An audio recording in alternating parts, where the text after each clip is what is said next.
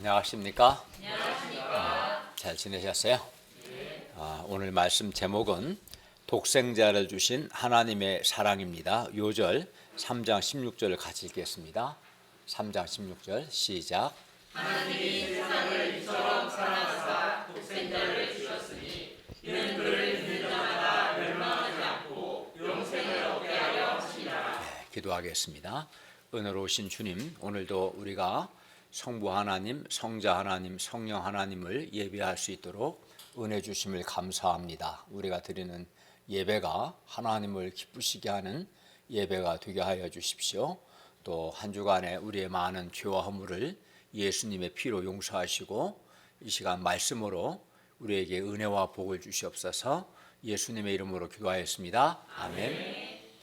오늘 말씀은 세상에서 가장 아름답고 또 가장 감동적인 하나님의 사랑에 관한 말씀입니다. 3장 16절은 이렇게 말씀하죠. 하나님이 세상을 이처럼 사랑하사 독생자를 주셨으니 이는 그를 믿는 자마다 멸망하지 않고 영생을 얻게 하려 하심이라. 오늘 말씀을 통해서 우리가 하나님의 사랑을 확신하고 또 하나님의 독생자 예수 그리스도를 믿음으로 멸망하지 않고 영생을 얻을 수 있기를 바랍니다. 첫째, 하나님께서 세상을 사랑하셨습니다. 16절 상반절을 보십시오. 예수님은 하나님이 세상을 이처럼 사랑하셨다고 말씀합니다. 그러면 하나님께서 사랑하신 세상의 모습이 어떠했을까요? 세상이 막 굉장히 사랑스러워서 하나님께서 세상을 사랑하셨을까요? 전혀 그렇지 않습니다. 세상은 전혀 사랑스럽지 않았습니다. 하나님께서 보시기에 세상은 하나님을 거역하고 하나님을 거스르고 반역한 또 불순종한 그런 세상이었습니다. 그리하여 세상은 하나님의 진노와 심판을 받아 마땅했습니다. 로마서 1장 21절부터 31절은 이러한 세상의 모습이 잘 나타나 있습니다. 세상은 하나님을 알되 하나님을 영화롭게도 않고 또 하나님께 감사하지 않았습니다. 오히려 우상 숭배했고 세상은 정욕의 노예가 되었습니다. 사람들은 모든 불의, 추악, 탐욕, 악의, 시기, 살인, 분쟁, 사기, 악독, 비방, 교만, 무정, 무자비한 자가 되어서 하나님의 진노와 심판을 받을 수밖에 없었습니다. 사람들은 또 육체의 욕심을 따라 지내며 육체와 마음이 원하는 것을 해서 본질상 진노의 자녀였습니다. 사랑받을 사랑의 자녀가 아니라 하나님의 진노받을 진노의 자녀였던 거죠. 따라서 이런 세상은 하나님의 심판을 받아 마땅했습니다. 그런데 하나님은 바로 이러한 세상도 사랑하셨습니다. 하나님께서 사랑스러운 세상을 사랑하신 것이 아닙니다. 도저히 사랑할 수 없고 도리어 진노할 수밖에 없는 바로 그런 세상을 하나님께서 사랑하신 겁니다. 사랑스러운 사람을 사랑하는 것은 어렵지 않습니다. 그러나 사랑스럽지 않은 사람, 또 화나게 하고 진노할 수밖에 없는 그런 사람을 사랑한다는 것은 매우 어려운 일입니다. 제가 우리 형제 목사님들 말씀 공부할 때 어떤 사람이 사랑스럽냐 물어보니까 우리 이한드레 목사님은 자기한테 잘해주는 사람이 사랑스럽다 말했고, 어떤 사람이 사랑스럽지 않은가 우리 목사님들 물어보니까 여러 사람이 공통적으로 하신 말씀이 교만한 사람, 이기적인 사람, 자기중심적이고 이 이야기가 제일 많이 나왔어요. 교만하고 이기적이고 셀피시한 사람은 정말 사랑스럽지 않다. 그런 사람 되면 안 되죠. 하나같이 이 교만하고 이기적인 사람, 또 자기중심적인 사람, 또는 불순종하거나 거스르고 반발하고 대적하는 이런 사람을 사랑하는 것은 어렵습니다. 또 은혜를 받고도 감사할 줄 모르는 사람을 보면 이런 사람 다시 은혜 베풀고 싶지 않습니다. 그런데 사실 우리 자신이 하나님께서 보시기에 전혀 사랑스럽지 않은 사람들이었습니다. 우리는 자신의 이런 불신, 불순종 등 여러 죄들로 말미암아 본질상 하나님의 진노의 대상들이었습니다. 그런데도 하나님은 이러한 우리를 포함해서 이러한 세상을 사랑하셨습니다. 16절 상반절은 말씀합니다. 하나님이 세상을 이처럼 사랑하사. 사람들은 사랑스러운 사람을 사랑합니다. 아니면 적어도 자기에게 뭔가 도움이 되거나 유익이 되는 그런 사람을 사랑합니다. 어떤 경우에도 화나게 하고 진노하게 하는 그런 진노의 대상을 사랑하지는 않습니다. 이것이 인간 사랑의 한계고 인간 사랑의 특징입니다. 그러나 하나님은 전혀 사랑스럽지 않은 사람들, 진노할 수밖에 없는 사람들까지도 사랑하셨습니다. 이것이 인간의 사랑과는 근본적으로 다른 하나님 사랑의 특징입니다. 그리고 하나님의 이러한 사랑 때문에 우리가 멸망하지 않고 지금 이렇게 하나님의 사랑으로 구원받고 이렇게 예배드리고 하나님의 은혜와 사랑과 빛 가운데 살고 있습니다.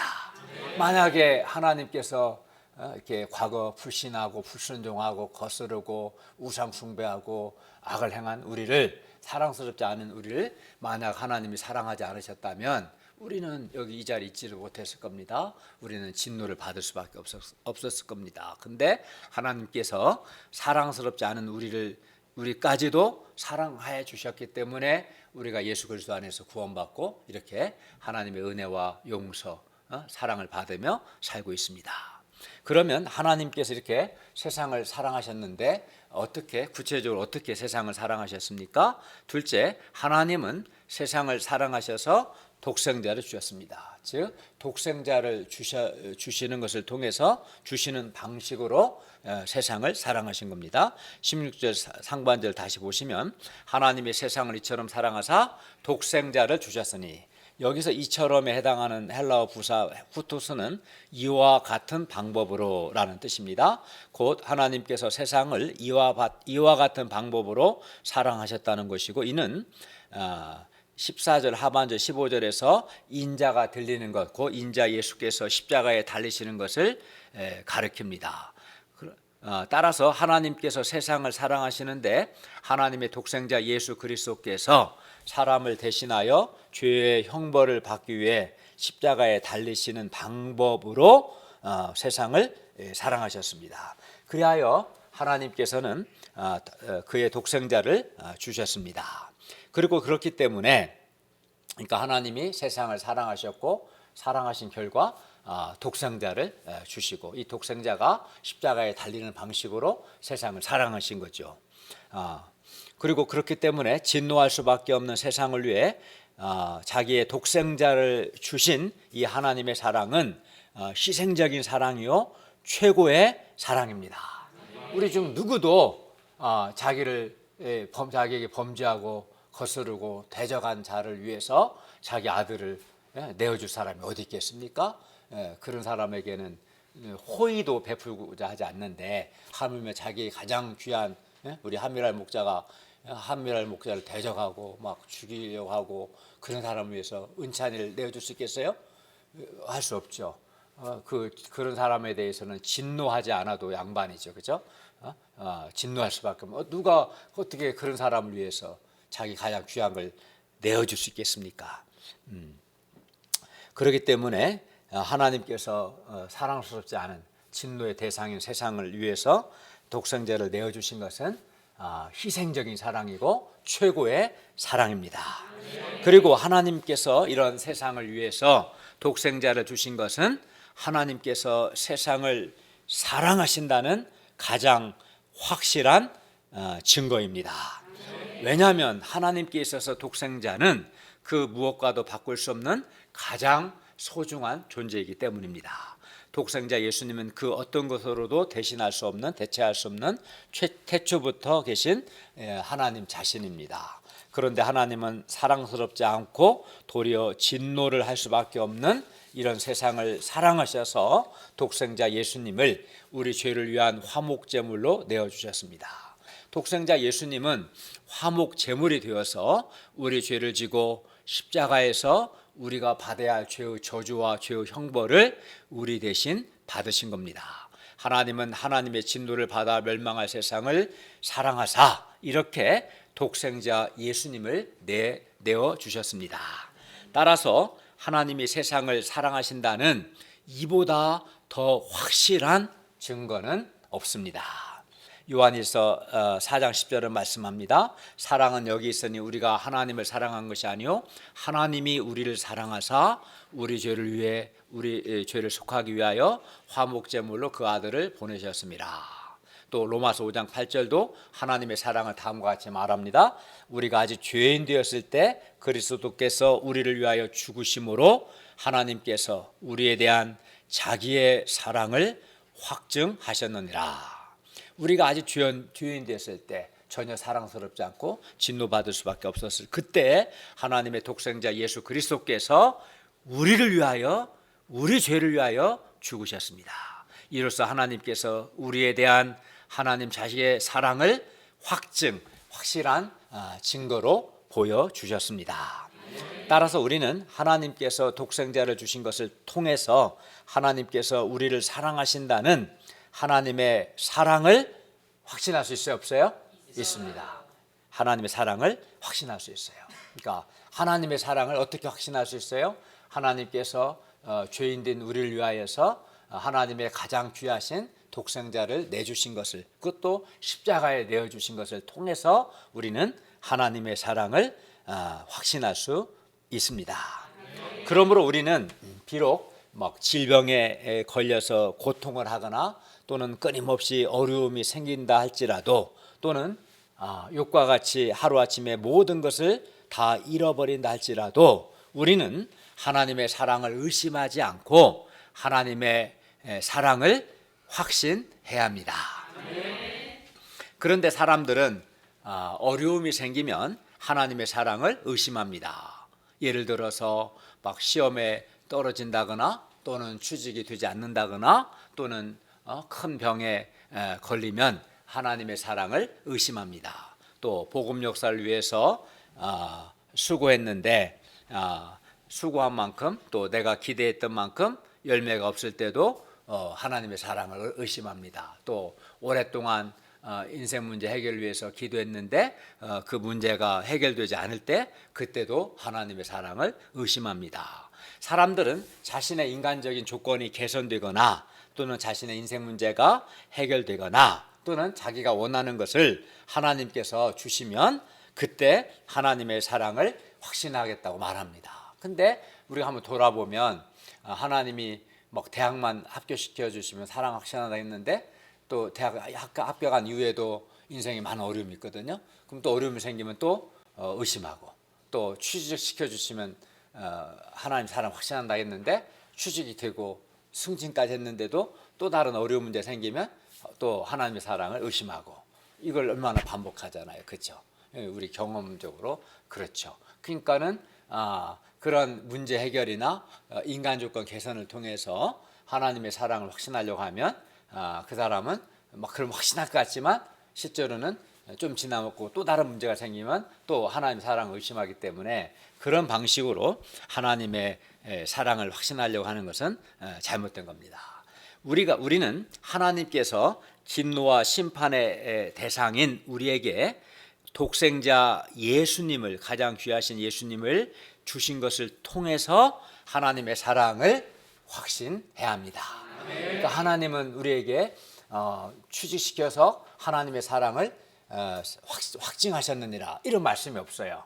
우리가 죄인 되었을 때 우리 죄를 속하기 위해서 독생자를 주심을 통해서 하나님께서 자기의 사랑을 확증하셨다 이렇게 말씀하지 연봉을 많이 줘서 하나님의 사랑을 확증시켰다 이런 말씀 없어요. 하나님이 이처럼 세상을 사랑하사 아파트를 5채를 주셨다 라든가 연봉을 5배 올려줬다든가 자식이 좋은 대학에 입학했다든가 이런 말씀이 없어요. 하나님이 사랑하는 자도 고난받을 수 있는 거예요. 거기엔 또 사랑의 뜻이 있고 성경은 뭐라고 말씀하냐면 하나님이 이처럼 세상을 사랑하사 독생자를 주셨다. 우리가 죄인이었을 때 하나님이 자기 아들을 내어주셨다. 이걸 통해서 자기의 사랑을 확증하셨다. 그렇기 때문에 우리는 다른 어떤 것이 아니라 죄인 됐을 때 죄인된 나를 위해서 독생자 예수님을 내어주신 것을 통해서 하나님의 사랑을 확신해야 합니다. 그리고 하나님의 사랑에 대해서 결코 흔들리지 않는 절대적인 확신이 있어야 합니다. 그리고 하나님이 나를 사랑하신다는 하나님의 사랑에 대한 확신이, 이것이 우리 인생과 우리 신앙의 견고한 기초가 되어야 합니다. 이것이 기초가 되어야 합니다. 이렇게, 그리고 하나님의 사랑에 대한 확신이 내 신앙의 기초가 될 때 우리는 어떤 상황에서도 회의나 또는 불신에 빠지지 않고 어둠에 빠지지 않고 확신 있게 신앙생활할 수 있습니다. 그러니까 사람이 어둠에 빠지는 것은, 회의에 빠져 어둠에 빠지는 것은 문제가 있어서가 아니에요. 겉으로 볼 때는 어떤 취직이 안 돼서, 병에 걸려서 문제가 해결되지 않아서 마음이 어두워지고 신앙에 회의가 생기고 자꾸 불신이 된다, 이렇게 말하는데 그건 틀린 겁니다. 그러면은 어려움이 있으면 다 하나님의 사랑을 불신합니까? 그렇지 않죠. 어떤 사람은 어려움이 있어도 이따 뒤에 살펴보겠지만 사도 바울은 어려움이 있는데 하나님의 사랑을 의심하거나 회의하지 않았어요. 넉넉히 이긴다고 했는데요, 어려움들을. 그러니까 표면적으로 볼 때는 어려움 때문에 하나님의 사랑을 의심하고 어둠에 빠지는 것 같지만, 실상은 하나님의 사랑에 대한 확신이 없기 때문에, 하나님의 사랑에 대한 확신이 신앙의 기초가 되지 않기 때문에 사람들이 어둠에 빠지는 거죠. 어려움은 하나의 계기에 불과한 거죠. 그게 사도 바울이 이제 우리가 좋은 예가 되는데, 사도 바울은 그도 하나님께서 독생자 예수님을 주신 것을 통해서 사도 바울 역시 하나님의 사랑을 확신했어요. 다른 걸 통해서 확신한 게 아니에요.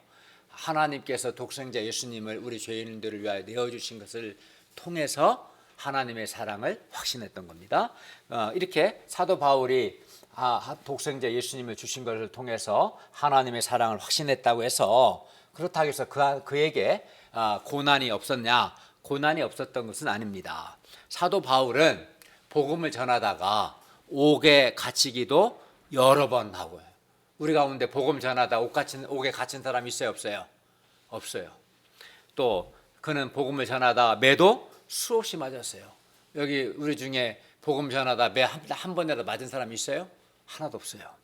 또 사도 바울은 복음 전하다가 여러 번 죽을 뻔하기도 하고, 유대인들에게 40에 하나 감한 매를 39대짜리겠죠? 이거를 5번이나 맞았고 3번 태장으로 맞고. 우리 가운데 복음 전하다 매 맞았어요? 한 명도 없어요.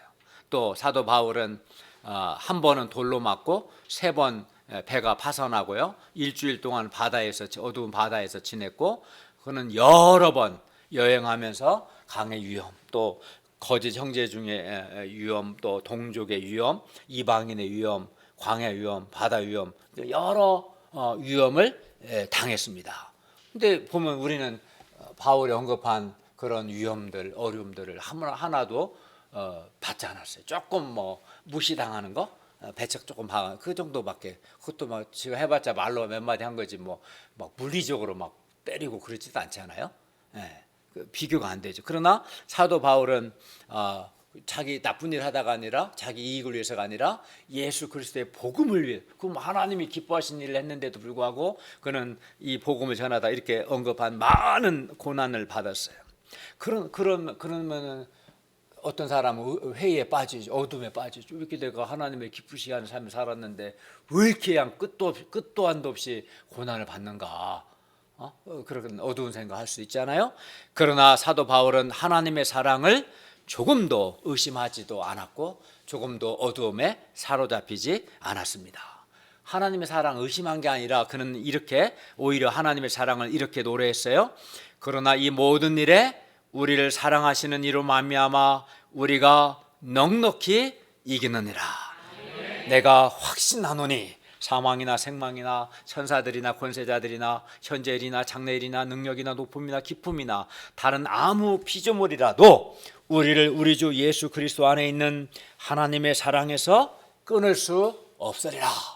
그러니까 나는 예수 그리스도 안에 있는 하나님의 사랑을 확신한다는 거예요. 그 어떠한 고난도 예수 그리스도 안에 있는 이 하나님의 사랑에서 나를 끊을 수 없다라고 그는 노래했습니다.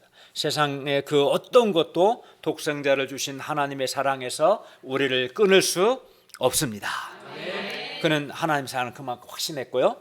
그리고 우리가 독생자 예수님을 주신 하나님의 사랑을 확신할 때, 하나님이 나를 사랑하신다는 걸 정말 확신한다면 이 하나님께서 모든 것을 합력하여서 선을 이루신다는 것도 우리가 확신할 수 있습니다. 또 우리가 하나님의 사랑을 확신할 때 우리의 장래에 대해서도 하나님을 믿고 하나님께 맡길 수 있습니다. 그리하여 하나님의 사랑을 정말 확신하는 사람은 내가 비록 여러 어려움들이 있지만 하나님이 이 모든 것을 합력하여서 선을 이루실 것을 믿기 때문에 어둠에 빠지지 않고 인내하고 또 자기 장래에 대해서도 염려하지 않습니다. 자기 아들을 아끼지 아니하시고 우리 모든 사람을 위하여 내주신 하나님께서 어찌 그 아들과 함께 모든 것을 우리에게 은사로 선물로 주지 않겠습니까? 독생자까지도 주셨는데 그보다 못한 다른 것들을 주시지 아니하시겠습니까? 하나님께서는 독생자를 주신 것을 통해서 우리가 하나님께서 우리를 사랑하신다는 하나님의 사랑에 대한 절대적인 확신을 우리가 가질 수 있기를 기도합니다. 그리고 이 하나님의 사랑에 대한 절대적인 확신이 있을 때 우리가 여러 역경들, 시련들, 환난들을 넉넉히 이길 수 있습니다. 셋째, 하나님이 독생자를 주신 목적은 세상을 심판하기 위함이 아니라 세상을 구원하기 위함입니다. 16절 하반절 17절을 보십시오. 하나님이 사람들에게 독생자 예수님을 주신 목적은 사람들이 예수를 믿음으로 멸망하지 않고 영생을 얻고 구원을 받게 하기 위해서였습니다. 세상을 심판하는 것이 아니라 세상을 구원하는 것이 하나님의 마음입니다.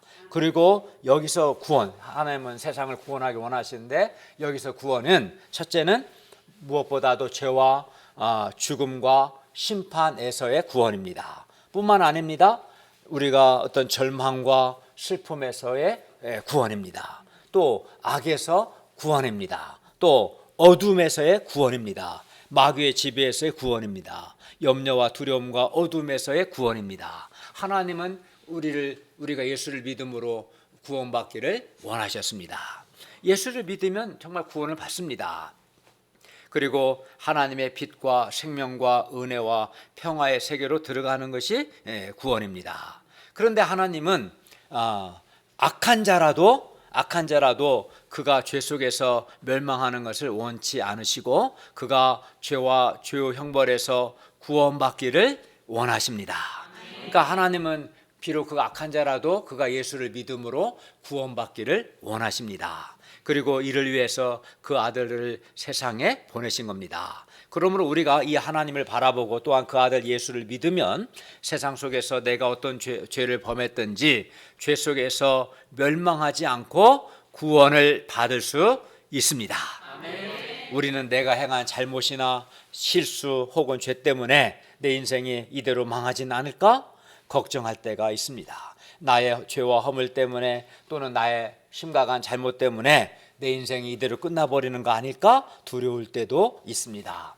많은 사람들이 하나님을 생각할 때 죄를 심판하시는 하나님을 생각하고 죄의식과 정죄감에 시달리며 두려워합니다. 그리고 절망하고 자포자기합니다. 그러나 하나님이 독생자 예수님을 주신 목적은 세상을 심판하기 위해서가 아니라 사람들이 독생자 예수님을 믿음으로 구원을 받도록 하시기 위함입니다.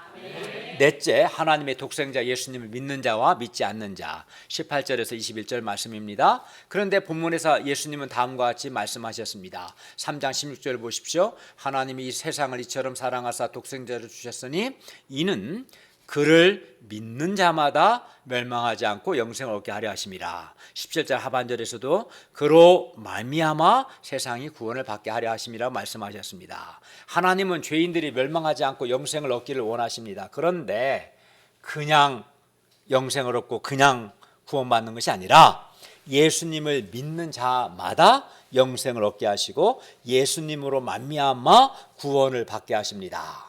그래서 16절 하반절 그를 믿는 자마다 17절 하반절도 그로 말미암아 세상이 구원을 받게 하려 하심이라 합니다. 그리하여 아무리 큰 죄인이라 하더라도 예수님을 믿으면 멸망하지 않고 영생을 얻습니다. 구원을 받습니다. 그러니까 예수님을 믿는 것이 중요하죠. 예수님을 믿는 자가 멸망하지 않고 영생을 얻고 구원을 받기 때문에 그렇습니다. 그럼 예수님 믿는 게 뭡니까?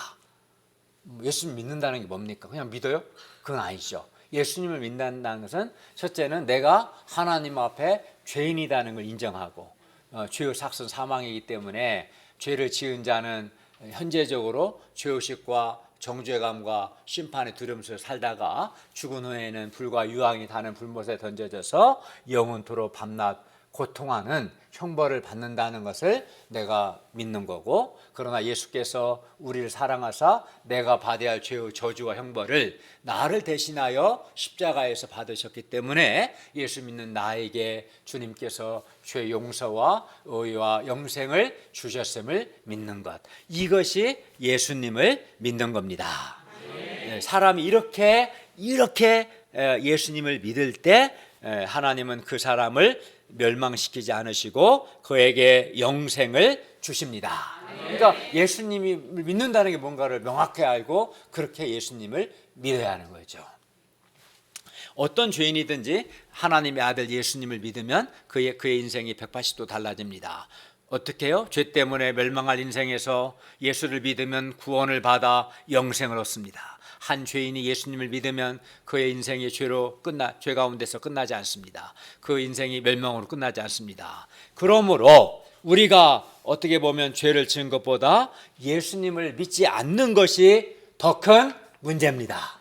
왜냐하면 아무리 큰 죄를 지었을지라도 예수님을 믿는 자는 멸망하지 않고 영생을 얻고 구원을 받기 때문이지 않습니까? 예수님을 믿지 않는 게 더 큰 문제입니다. 사람이 멸망하는 것은 죄를 지어서이기도 하지만 예수님을 믿지 않기 때문에 사람이 멸망합니다. 똑같이 죄를 지어서도 예수님의 십자가에 달리신 예수의 좌우편에 있는 한 죄인처럼 똑같은 죄를 지어서도 예수님을 믿는 자는 멸망하지 않고 영생으로 구원을 받기 때문에 예수님을 믿지 않는 것이 문제입니다. 사람이 멸망하는 것은 예수께서 십자가에서 나의 죄를 대신 지셨음을 받아들이지 않기 때문에 그렇습니다. 18절을 보십시오. 누구든지 하나님의 아들 예수를 믿으면 심판을 받지 않습니다. 그러나 믿지 아니하는 자는 하나님의 독생자의 이름을 믿지 아니하므로 벌써 심판을 받았습니다. 하나님의 독생자 예수님을 믿지 않는 그 자체가 이미 심판받은 겁니다. 그리고 그 심판은 그가 어두움에 방치되는 겁니다. 사람이 어두움에 있게 되면 빛이 주는 모든 은혜와 복을 누리지 못합니다. 예를 들어서 식물이 햇빛을 쬐 때, 햇빛 아래 있을 때 건강하고 튼튼하게 자라죠. 광합성을 해서. 또 과일도 햇빛을 많이 받아야 당도도 높고 맛도 좋습니다. 그래서 막 대구 사과가 유명하잖아요. 뜨겁기 때문에. 예. 그러나 만약에 식물이 빛을 하나도 보지 못하면 빛을 보지 못하고 어둠 가운데 있으면 제대로 자라지 못할 겁니다. 과일도 당도가 높지 않고 맛 좋은 과일이 되지 못합니다. 이와 같이 사람도 예수님을 믿고 예수님의 빛 아래 거하면, 여기서 빛은 물론 물리적인 빛이 아니라 영적인 빛이겠죠. 예수님의 빛 아래 거하면 예수님이 주시는 용서의 은혜를 받게 되고요, 예수님이 주시는 사랑의 복을 받게 되고, 예수님의 빛 아래 있으면 예수님이 주시는 자존감, 예수님이 주시는 내적인 힘, 또 기쁨, 은혜, 평강 등을 이 예수님이 주시는 모든, 예수님을 영접하고 예수님의 빛 아래 있으면 예수님이 주시는 모든 은혜와 복을 누리게 됩니다. 그러나 사람이 예수님을 거부하면 어떻게 될까요? 예수님을 거부하면 예수님 주시는 은혜와 복을 누리지 못하죠. 그리고 그것이 바로 심판이라는 겁니다. 그러므로 사람이 예수님을 믿지 않는 것이 진짜 문제입니다. 영원한 생명과 영원한 멸망은 독생자 예수님을 믿느냐 믿지 않느냐에 달려 있습니다. 따라서 죄를 지었다는 것보다 예수님을 믿지 않는 그 불신앙, 예수님 믿지 않으려는 그 교만한 마음, 예수님을 거부하는 그 완고한 마음이 더 큰 문제입니다.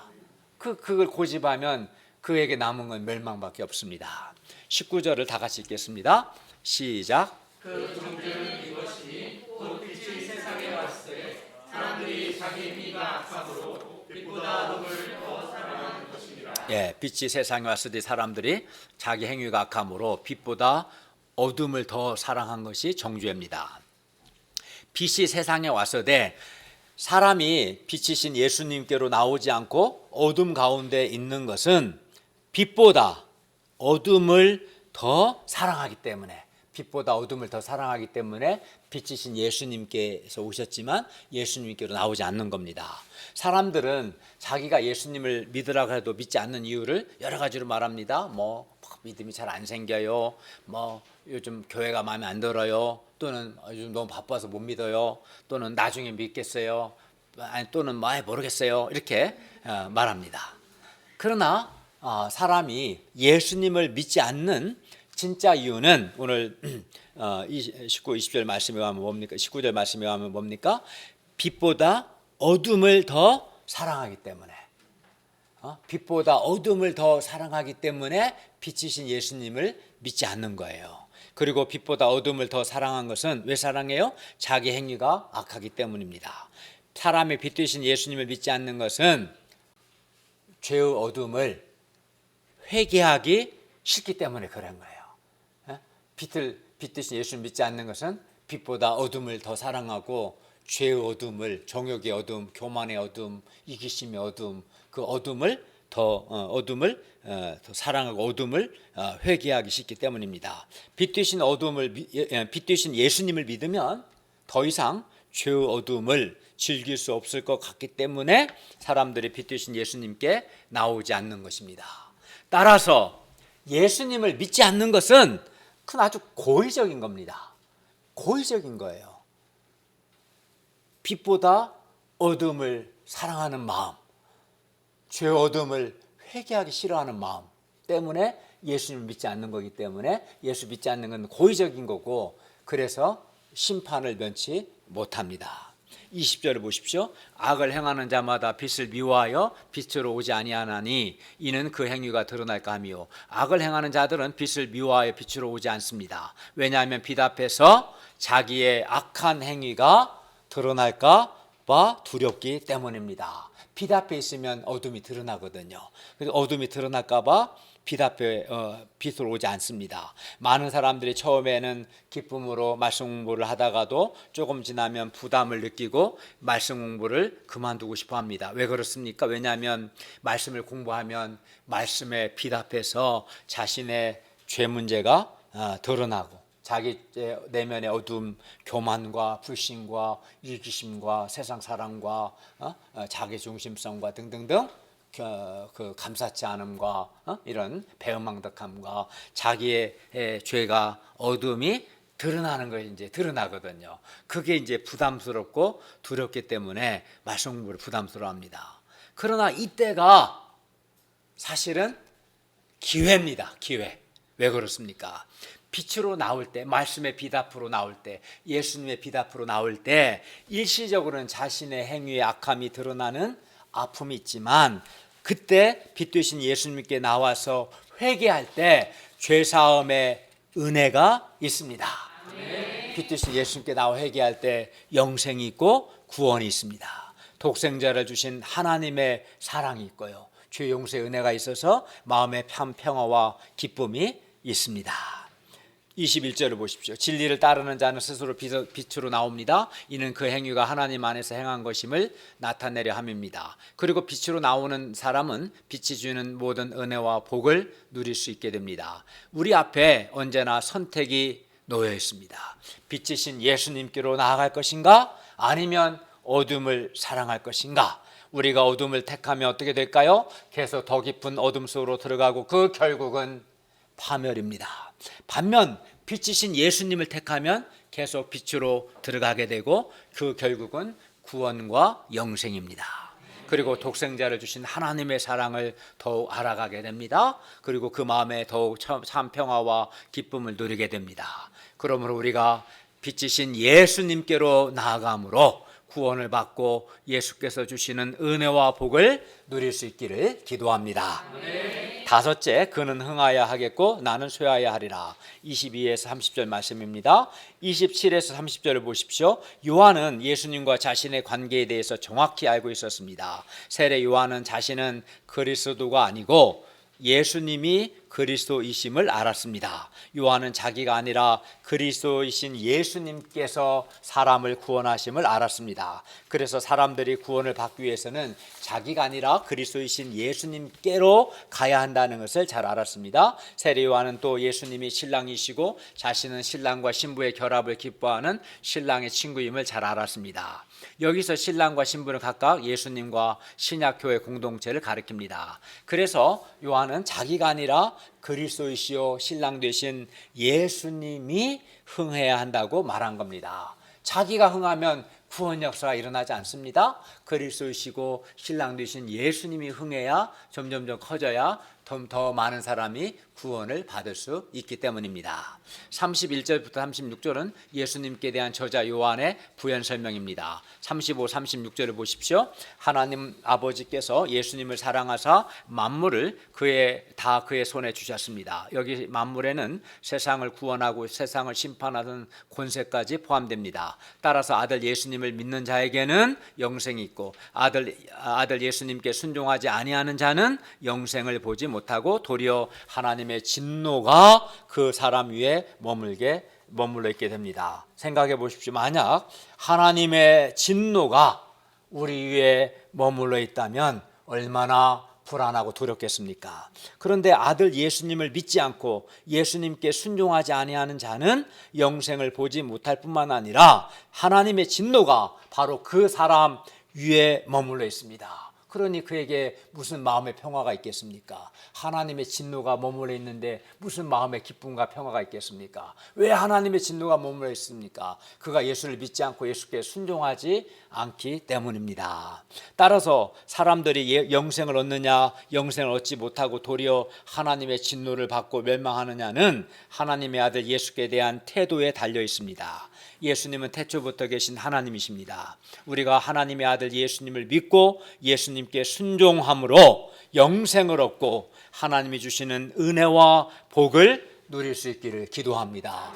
예수를 믿고 예수님께 순종하면 그 사람 위에 하나님의 진노가 아니라 그 사람 위에 하나님의 은혜가 머물러 있게 될 것입니다. 결론입니다. 하나님께서 세상을 사랑하사 독생자를 주셨으니 이는 그를 믿는 자마다 멸망하지 않고 영생을 얻게 하기 위해서였습니다. 그리하여 하나님의 아들 예수님을 믿는 사람은 멸망하지 않고 영생을 얻습니다. 그러므로 우리가 하나님의 독생자 예수님을 믿고 예수께 순종함으로 멸망하지 않고 영생을 얻을 수 있기를 바랍니다. 우리 위에 하나님의 진노가 아니라 하나님의 은혜가 우리 위에 늘 머물러 있기를 바랍니다. 그리고 하나님께서 독생자 예수님을 주신 것을 통해서 연봉이 아니라 인생 문제 해결이 아니라 인간 조건 계산이 아니라 독생자 예수님을 주신 것을 통해서 하나님의 사랑을 확신할 수 있기를 기도합니다. 하나님의 사랑에 대한 절대적인 확신이 우리 신앙의 기초가 되기를 바랍니다. 특히 역경과 환난과 시련의 때에 하나님의 사랑을 확신함으로 하나님께서 모든 것을 합력하여 선을 이루실 것을 또한 확신할 수 있기를 바랍니다. 그리하여 이렇게 하나님의 사랑을 확신하고 하나님이 모든 걸 합력하여 선을 이루실 것을 확신함으로 어둠에 빠지지 않고 하나님이 주시는 마음의 평화를 누리며 사도 바울과 같이 역경과 환난과 시련을 넉넉히 이기기를 기도합니다. 환난과 역경과 시련을 넉넉히 이기는 유일한 방법은 하나님의 사랑을 확신하고 하나님께서 모든 걸 합력하여 선을 이루실 것을 확신하는 것입니다. 기도하겠습니다. 은혜로우신 주님, 오늘 말씀을 통해서 하나님을 대적하고 거스른 진노의 대상인 우리를 독생자를 주시기까지 사랑하신 것과 독생자 예수를 믿는 자가 멸망하지 않고 영생을 얻게 됨을 가르쳐 주셔서 감사합니다. 우리가 하나님의 아들 예수님을 믿고 예수님께 순종함으로 멸망하지 않고 영생과 구원을 얻을 뿐만 아니라 하나님의 은혜가 늘 머물러 있는 자가 되게 하여 주시고, 무엇보다 독생자를 주신 것을 통해서 하나님의 사랑을 절대적으로 확신하고 이 하나님의 사랑에 대한 확신이 우리의 신앙의 기초가 되어서 환난과 역경과 시련의 때에도 어둠에 빠지지 않고 넉넉히 이기는 자 되도록 도와주시옵소서. 예수님의 이름으로 기도하였습니다. 아멘.